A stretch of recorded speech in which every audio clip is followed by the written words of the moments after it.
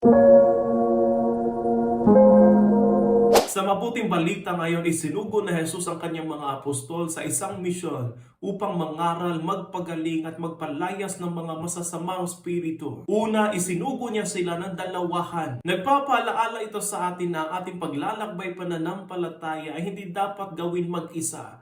Kailangan natin ang suporta ng iba para mapanatili tayo sa Kanya. Pangalawa, inutusan sila ni Jesus na humayo ng walang dalang mabigat, kundi tungkod lamang. Sa mundo kung saan madalas tayo umaasa sa mga material na bagay, itinuturo sa atin ngayon na Jesus na magkaroon tayo ng pananampalataya sa Kanya, na ang lahat ng ating pangangailangan na ibibigay Niya. Panghuli, sinabi na Jesus sa kanila na humanda sa pagtanggap at pagtanggi ng karamihan sa kanila. Paghihikayat ito na Jesus na manatiling tapat sa misyon, kahit ano paman ang resulta nito. Ang ating responsibilidad ay ibahagi ang mensahe ng mabuting balita.